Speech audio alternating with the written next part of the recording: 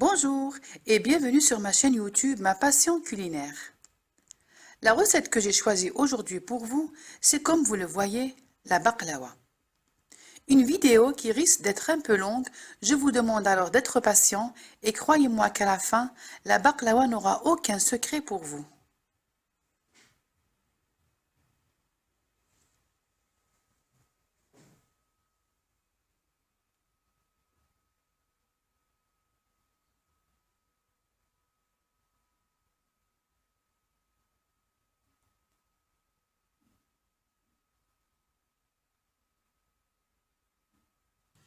Faire fondre le beurre frais à feu doux.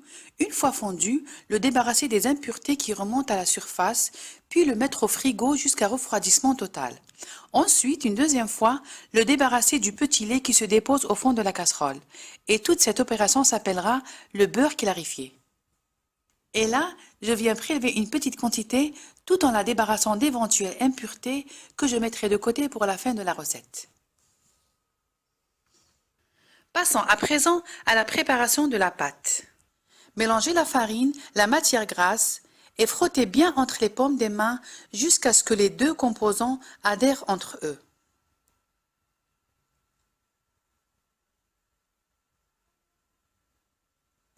Pour la mesure de gras, j'ai utilisé moitié beurre et moitié semen. Et libre choix à vous d'utiliser que du beurre ou que du semen.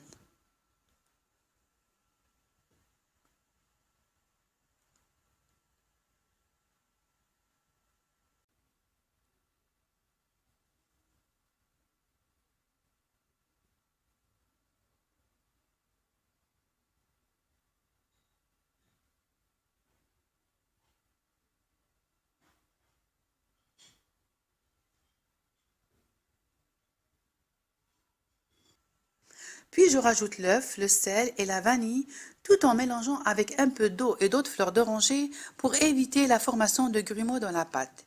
Et je continue ainsi à rajouter du liquide, eau et autres fleurs d'oranger jusqu'à ce que la pâte se ramasse. Comme vous le constatez, ma pâte est un peu molle. En effet, le jour où j'ai réalisé cette vidéo, il faisait froid. Et si vous décidiez de réaliser cette recette en période de chaleur, mieux vaut opter pour une pâte bien ferme pour faciliter l'étirement et l'étalement de celle-ci. Alors, comme je dis toujours, la consistance et l'aspect de la pâte varient selon la saison. Filmez et laissez reposer.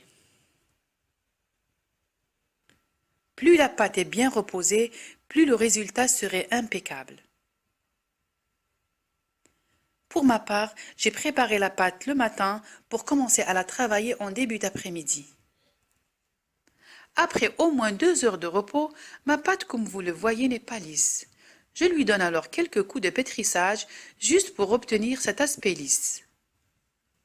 Je la façonne en boule que je laisse reposer sous un film alimentaire.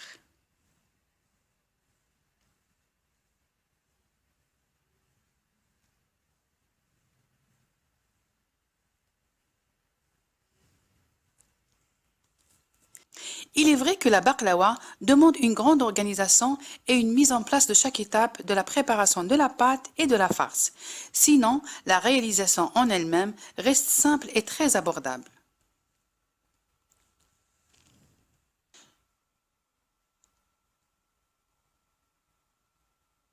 Alors j'étale mes boules de pâte sur le plan de travail de préférence en forme carrée. Et ceci pour les adapter à la machine que je vais utiliser pour étirer ma pâte.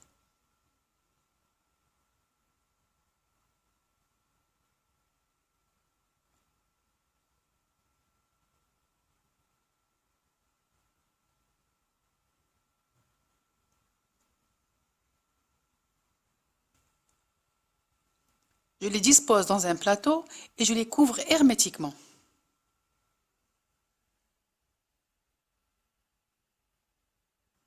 La première couche de baklawa peut se faire soit à la main ou en lanière. Moi, j'ai choisi de la faire à la main, comme vous le voyez, et libre choix à vous d'opter pour la première ou la seconde manière. Regardez donc cette pâte qui obéit à tous mes gestes. En effet, ce n'est pas sorcier. La pâte est tout simplement bien reposée.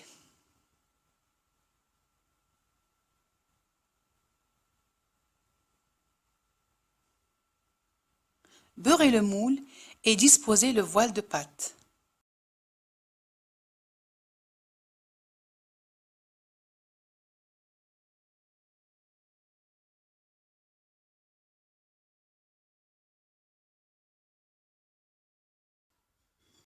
Coupez les chutes débordantes de pâte avec un couteau et réservez-les dans un sac alimentaire.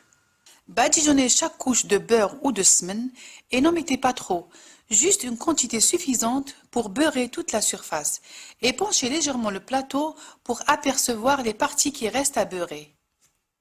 Et n'oubliez pas de piquer chaque feuille avec un cure-dent. Passons à présent à l'étirement de la pâte. On va s'y prendre en travaillant boule par boule, c'est-à-dire qu'à chaque fois que je finis avec une boule, je passe à une autre boule pour ne pas exposer nos bandelettes au courant d'air. Au début, j'abaisse ma pâte avec un rouleau à pâtisserie, puis je la passe au numéro 5 de la machine à pâte conçue à cet effet.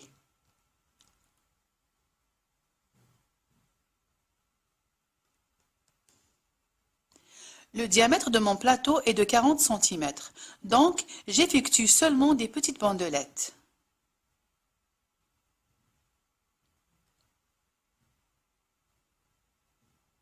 Puis, je repasse mes bandelettes dans la machine au numéro 7.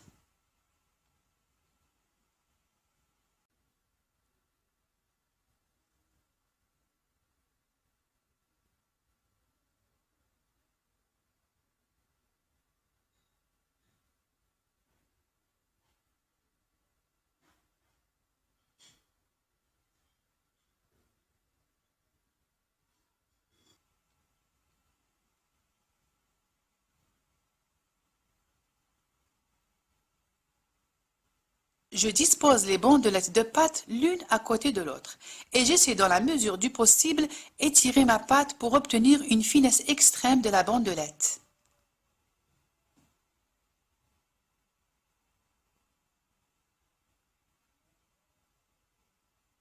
À la fin de chaque couche, je badigeonne de beurre et je pique avec un cure-dent.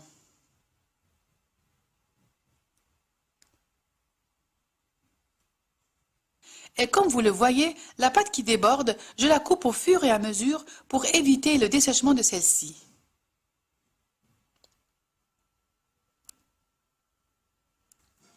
Et n'oublions pas de mettre avec un cure-dent un marquage au bord du plateau du nombre de couches.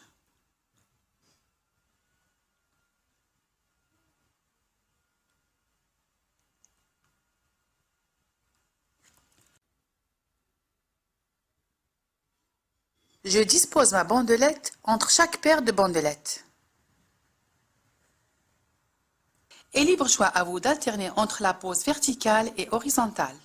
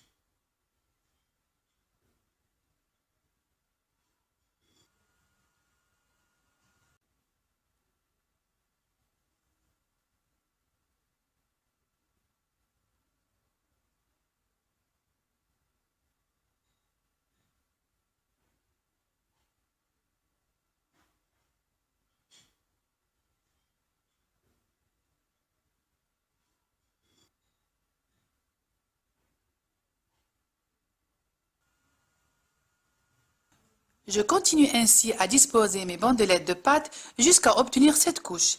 Et bien sûr, je ne beurre pas la septième.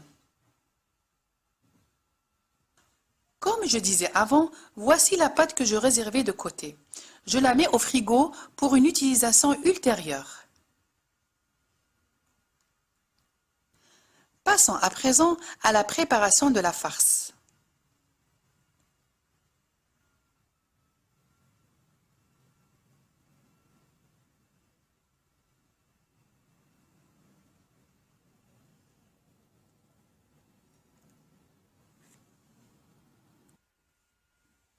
Ici, j'ai mis des amandes et des noix, mais vous pouvez facilement les remplacer par des cacahuètes délicatement grillées au four avec une petite poignée de sésame grillé et moulu, un peu de cannelle et une pincée de clous de girofle. Revenons à notre farce. Je mélange les amandes, les noix, le sucre.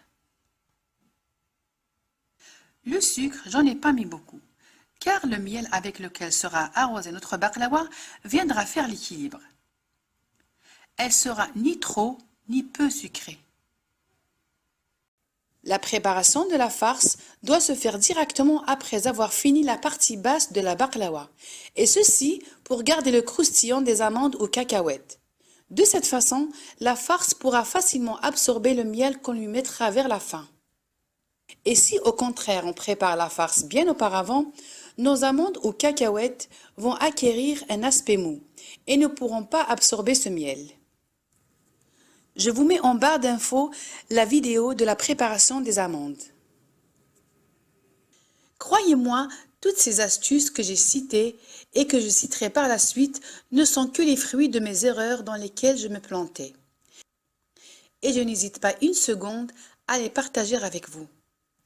J'avoue qu'en général, les composants de la baklawa sont un peu chers. Les amandes, les noix, le beurre, sans compter les efforts fournis pour la réalisation.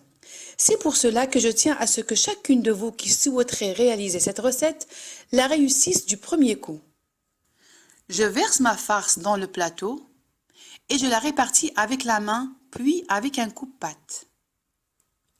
Et j'exerce une légère pression afin d'obtenir une farce un peu compacte qui tiendra parfaitement lors de la dégustation. Je coupe la pâte à ras-bord de la farce. Je suppose que tout le monde aime bien les chutes de la découpe. Moi-même, je ne vous cache pas que j'en raffole. Mais l'idée que je voudrais vous transmettre, c'est que lors de la cuisson, ces chutes vont gonfler et tomber par-dessus les pièces de baklawa et finiront par endommager et déformer les pièces qui sont censées rester belles lors de la découpe. Suivez-moi dans la deuxième partie du façonnage des bords, là où je vous dévoilerai la suite de cette magnifique astuce. Je continue à déposer les bandelettes de pâte par-dessus la farce. Et cette fois-ci, je mettrai 6 couches sans oublier de beurrer chaque couche et de la piquer avec un cure-dent. Et bien sûr, je passe mes bandelettes au numéro 5, puis au numéro 7. Je vous laisse regarder les images sans commentaire.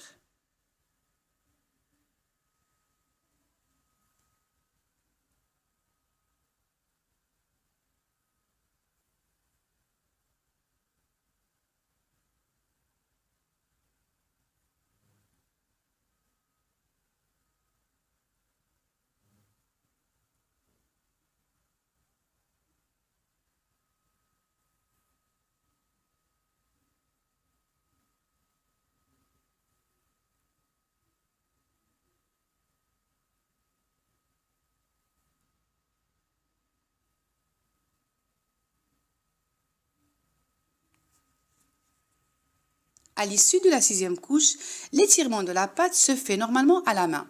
Mais ceci est très délicat pour les débutantes, surtout que la feuille doit être très fine. Et si on venait mettre des bandelettes comme les couches précédentes, on obtiendrait lors de la découpe des pièces de baklawa qui vont avoir un trait où se rencontrent les deux bandelettes. Et ceci n'est pas très esthétique.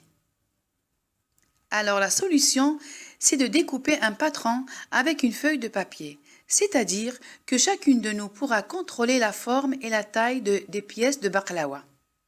Suivez-moi jusqu'au bout en image et vous finirez par comprendre mon idée. Je prends la bandelette de pâte déjà étirée au numéro 7 et je la mets sur mon plan de travail.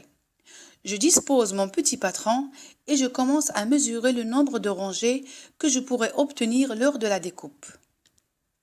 Sur cette bande, le nombre de rangées serait de 4 et je laisse 2 à 3 mm d'aisance pour la coupe. Et veillez à ne pas les tirer lors du déplacement vers le plateau. Alors comme je disais, ceci est la 6e et dernière couche de notre baklawa. Disposez les bandelettes l'une à côté de l'autre sans les superposer.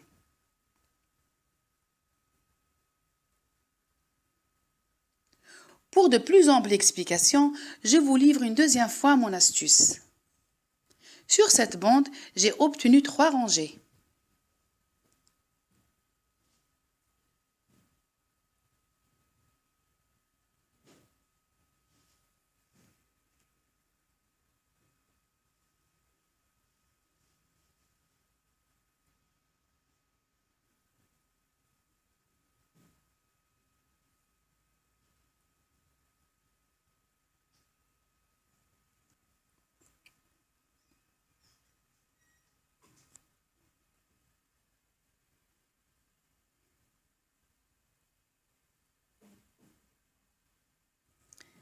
Et là, j'arrive à la deuxième partie du façonnage des bords. Ici, je ne coupe pas les bords. Je les glisse à l'intérieur du plateau à l'aide d'une maryse ou une cuillère. C'est un peu délicat, allez-y tout doucement.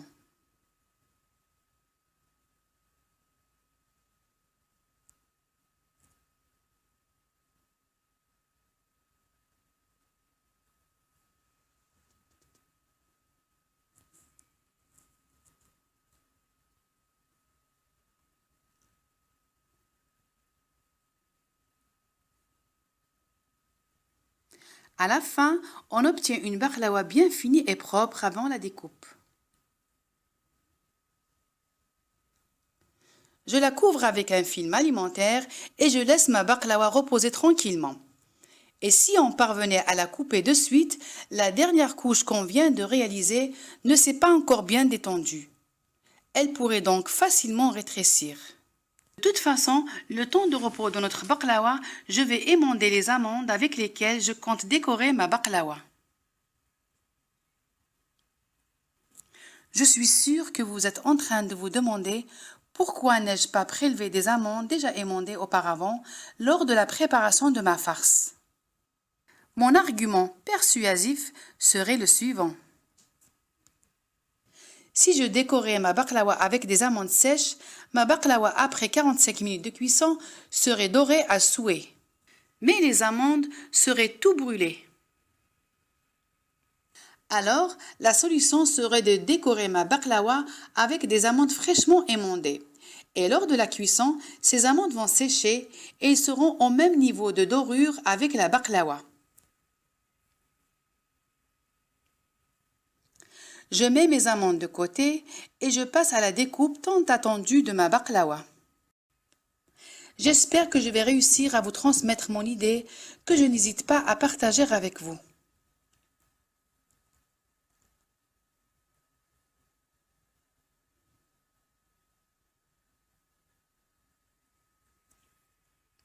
Et j'imagine qu'à présent, vous avez saisi pourquoi je mesurais les rangées de baklawa avec la feuille de papier.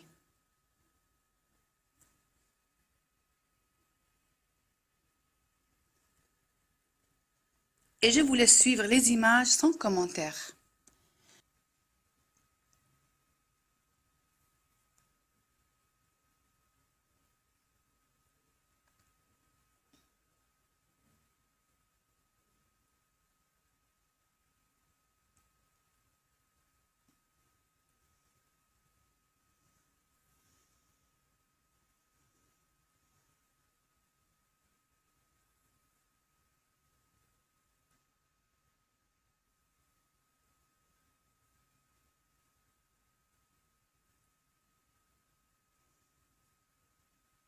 Voilà, en suivant les étapes de découpage, à vue d'œil, personne ne se douterait que vous avez utilisé des bandelettes pour la dernière couche.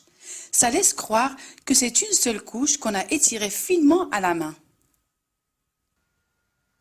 Cette nouvelle façon de découpe nous permettra d'obtenir beaucoup moins de chutes et un plus grand nombre de pièces de baklawa.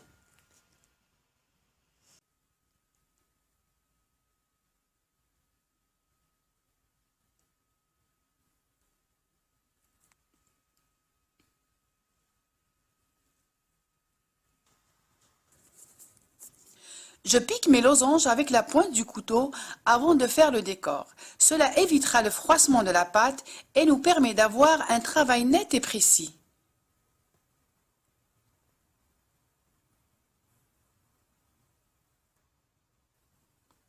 Le temps de chauffer le four, je laisse ma baklawa reposer une dernière fois pour éviter le rétrécissement de la dernière couche de pâte.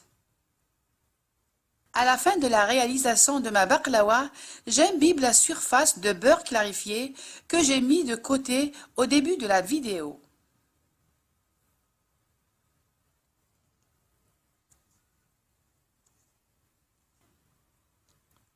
Cuire à 180 degrés pendant 45 minutes. La cuisson reste une étape importante aussi. Surveillez constamment et tournez de temps à autre afin d'obtenir une belle dorure uniforme. Une fois sorti du four, arrosez directement de miel froid mélangé avec un peu d'eau de fleur d'oranger. Pour un plateau de 40 cm de diamètre, j'ai utilisé 2 boîtes et demie de miel. Chaque boîte contient 500 g de miel.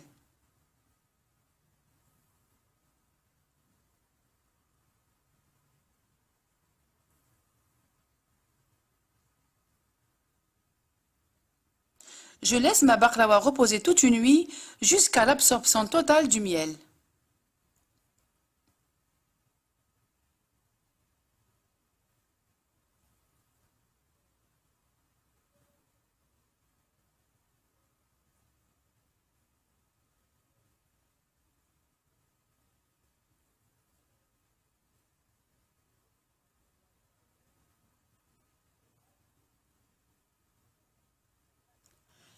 Passons à présent à la découpe finale de notre baklawa.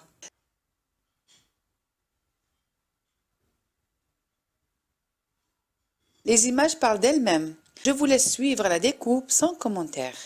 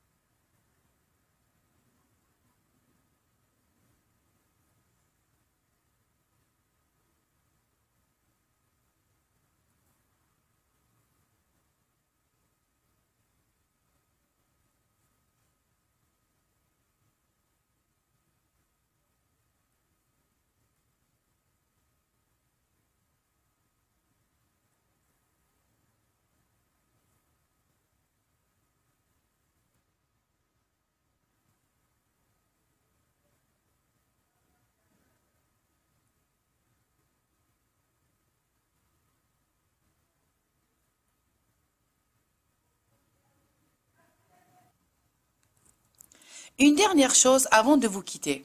Pour celles qui souhaiteraient réaliser la baklawa pour la première fois, ce n'est pas la peine d'en mettre trop de farce. Une fine couche suffit pour s'initier et s'entraîner. Et croyez-moi, le goût restera le même.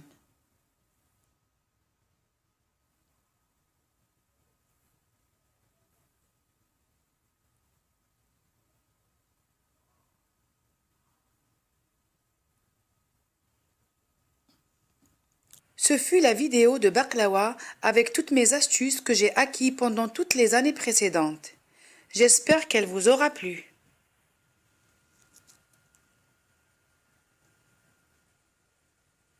Je vous donne rendez-vous pour une nouvelle vidéo prochainement. À bientôt!